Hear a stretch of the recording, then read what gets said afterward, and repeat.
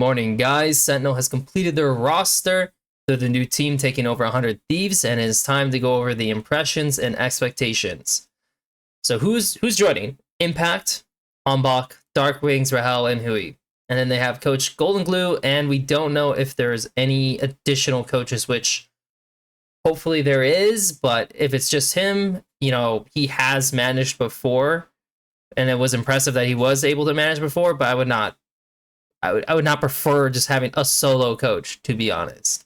So let's go over the first player and going top to bot, Impact. Now, this guy, obviously he's a legend. A lot of people always keep bringing up, oh, he won Worlds. It's so long ago. At that point, it's kind of irrelevant. The only thing that really matters is his recent performances and his time on Team Liquid. Like the more recent Team Liquid bout was pretty good. His time on FlyQuest was just okay, just fine. His very last split, like the most recent split, was not great. He definitely fell apart in terms of just his own laning capabilities and then also understanding how to keep himself fed. And he's kind of gone down the same path where, okay, good, it works. Where in the beginning, when he first started all the way back to, SKT and going down, he was a good laner. Like his laning was good. And then his team play, of course, was good. Like he had this going for him. But as he progressively has gotten older, this has gone down the laning phase. The team play starts kind of curving up. Like if this was a graph, it starts kind of curving up where he's kind of overplaying into it.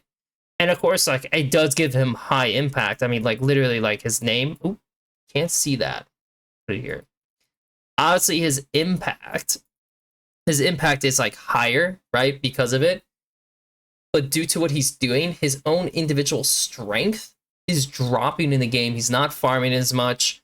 The plays he does shift for, if they don't happen, yeah, it kind of just hurts his own individual game.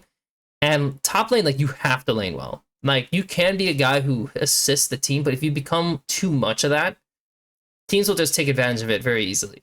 And of course, everyone knows, like if you play against a fed top laner, it is extremely obnoxious, very obnoxious. So he's been on a downward trend, and what Sentinels is really going to have to hope for is that he's, just makes a bounce back. Like that's really what he needs. He needs a bounce back, because if he doesn't have it, yeah, there will definitely be some top laners who are going to pick him apart, which is not ideal. But no matter what, he will have some presence, some impact, as you would say, in the game, regardless of that. So there will be some positivity, unlike other players who just have no positivity. But that's the issue they're having with Impact. Hombach, this guy, so I watched him in 2023, which was a while ago, like a while ago. But the main thing for this guy was that the best way I could refer to him, wow, that was terrible, is I thought the way he played was most similar to Peanut. Like he was coming through the same group of players where there was like Lucid, Sponge, I think his name was Sounda. I think that was the other one. And then there was him. And so, like, of course, like, if you looked at this list, like, Lucid was the top tier, like, most LCK ready player. Sponge was a guy who kind of was more on a controller, maybe like Sheo, but obviously better than Sheo, but like, he was kind of like Sheo. And then Sounda obviously didn't really make it in the end. Like, that guy didn't really make it. But these two did. He technically should be better than Sponge, which he ended up not finding a position, which kind of sucks, but he was like one of the only junglers I watched that dipped a little bit away from the standard LCK style, which is what Peanut did. And that's super interesting to have. Like he's a guy who's willing to play Lee Sin, Elise, and these kinds of picks. And he has worked on like the other picks, I'm sure, since then and everything. He had like a bubbly personality. He's just he's just a pretty solid player to honestly get by Sentinels. And finally, he gets to go into tier 1, which is going to be very interesting and hopefully enjoyable. And yeah, I mean, I don't know. I'm just kind of happy to see him. Like, honestly, like, he would have been on my list to just like gauge and look at in the end of the day. If I was doing like scouting and like you're looking through all the players, like I definitely would like look to see what he can do. Of course, if the meta shifts, you know, maybe that might be a little issue for him, but generally, like, not a bad pickup at all. Dark Wings. Okay, so this guy has gone through a lot. As we know, like he's been through amateur, he's been through academy, tier 2, a ton, and he finally got his break undisguised. His performance varied game to game. I mean, of course, there's some games where like he kind of just got shit on. Other games, as especially when they introduced Brehel into the roster, and I don't know exactly what happened, but some kind of change like within the team occurred, and he started playing more towards his own individual strengths, which is really just, you know, using the different champ pools that he has. And you can kind of see that when you look at his match history. You know, he's playing Ziggs, you know, he's playing some of the standard mages as well, right? Like you'll see like a Nivea whipped out, like maybe the casts, you know, and it's just really nice to see someone actually like push in that regard. And I think generally he has improved since tier 2. I mean, he has to in order to be able to pick up wins anyways, right? But getting that like split to show like, okay, I can actually do this, and now he's going to go into Sentinels with arguably a better team, a better jungler, same support, and a top laner who's going to assist in team play. That should help him be able to focus more on himself, hopefully. The only thing is that this team is heavily Korean, so I don't know if he needs to actually learn like Korean. Like, I don't know if that's actually like something he really needs to do, because I'm pretty sure Hanbok can actually speak English, so it might not actually be an issue. But yeah, like he does have a lot of Korean players going into this. But yeah, for Dark Wings, for sure, it should be exciting to see him continue to push in, and it does actually establish another NA mid into the league, like getting another actual year in, which is fun. Rahel, this guy, so back in 2023, because again, this is like when I did a lot of my scouting, I think it was him and Loopy, right? I think it was him and Loopy. Yeah, it was him and Loopy. They were not bad. I don't think Loopy was very good. I mean, I would say that comparing him to the like other LCK ADCs, he didn't really scratch the itch of saying like he's going to be a generational or just a, you know, next phenomenal like player to like really be eyeing. To be honest, like he's not like a huge game changer. I guess you could say that. You know, it's not like a Calliste or like a Masu or a Smash or Diable. You know, like you didn't really get that vibe that was going to be him. But what he does bring is he brings just kind of a solid gameplay. You know, he brings consistent, solid gameplay, and that's also why he won LCKCL. And I'm pretty sure he won LCKCL, right? I hope so. I'm pretty sure he did. Yeah, he did. I was right. And obviously this team was insane, right? But irregardless, like he brought it, right? And that was pretty consistent when he went into SK, where SK actually did better when he was on that team. Kadoi is definitely not as good at all. And honestly, Kadoi isn't really LEC viable either, but that's a whole other story. And then he gets onto Disguised, and he does the same thing.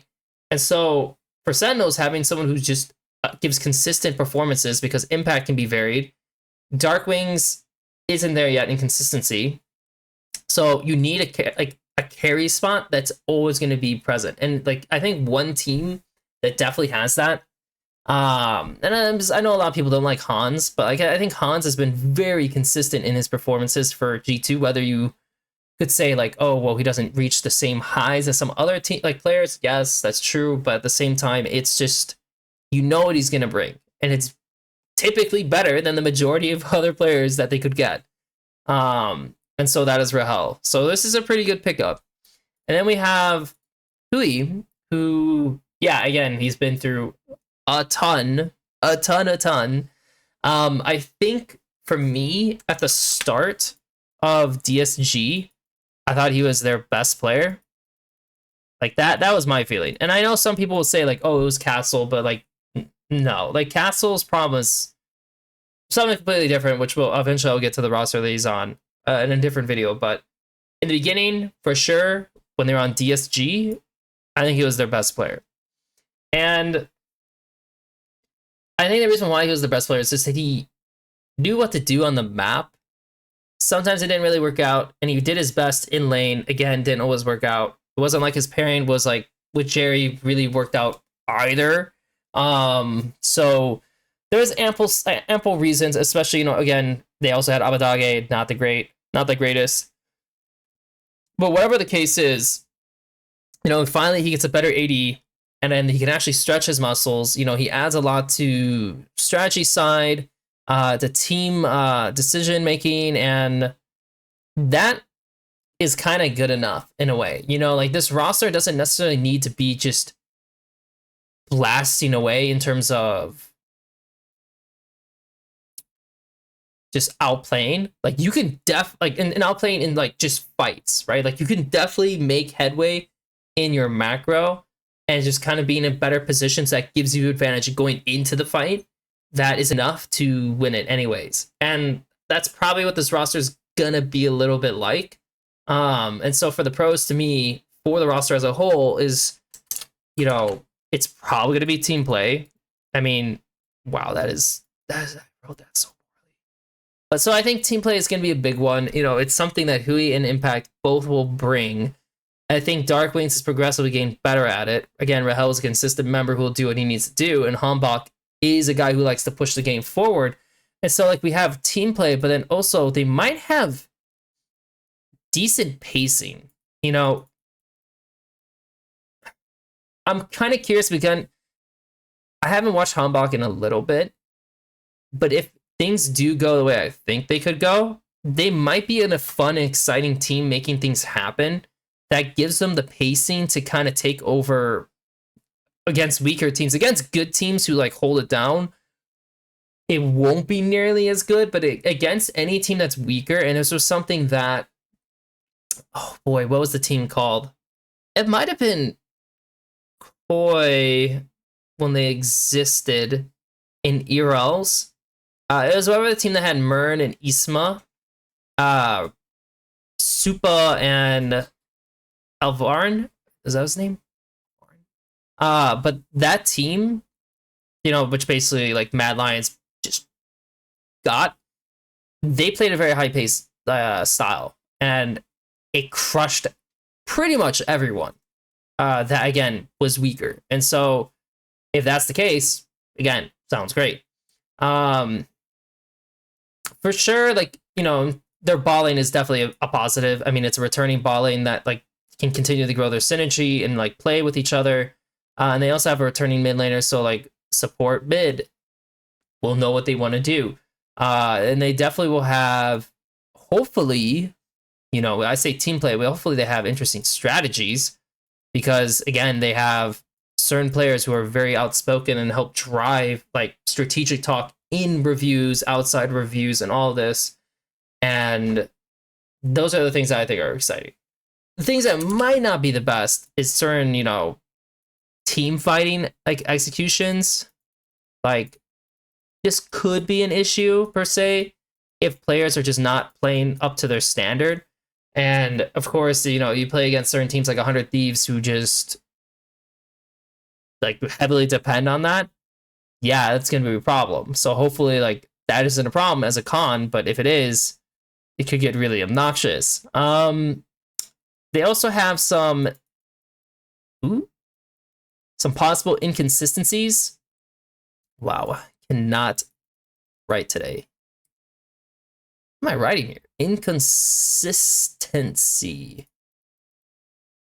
There might be some inconsistencies with the team. in performances. If they can, again, erase that, especially because Dark Wings has just had, not much time in tier 1, so he can grow and then Impact finds himself again, that's going to be really good. Honestly, like, it brings my expectations up for the team. And so for actual expectations, it's like,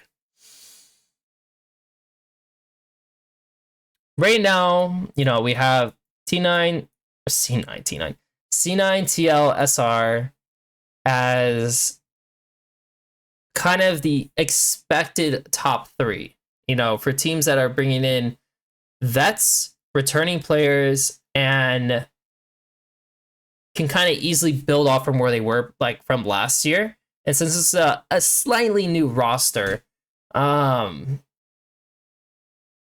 kind of feel like they could push for top 5.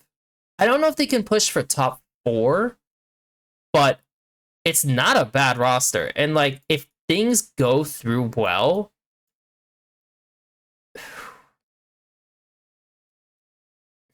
there's, like, a chance. I'm trying to think if there's actually a real chance of them hitting top 3. Because SR, I mean, if their mid laner turns out extremely good, obviously that's going to be a huge problem for everyone to deal with. TL has some really good pieces, but if it is Jose Dioto, I know that he has some kind of issues, and maybe they can fix them. If they do, then I'll that'll erase that, and that team will be really good. For C9, the DSG almost beat them. Like, it was 2-3. And if C9 kind of falters again, that's a window to sneak into. And there's other decent teams coming into this league. But there is a shot. I guess you could say there's a shot they could be top 4. 3 is like to me, this is like, there's probably like an 80% chance this is going to happen. There's probably like a 50% chance it's going to happen. This is probably more like a 20% chance this is going to happen. That's how I'm like thinking it and rationalizing this.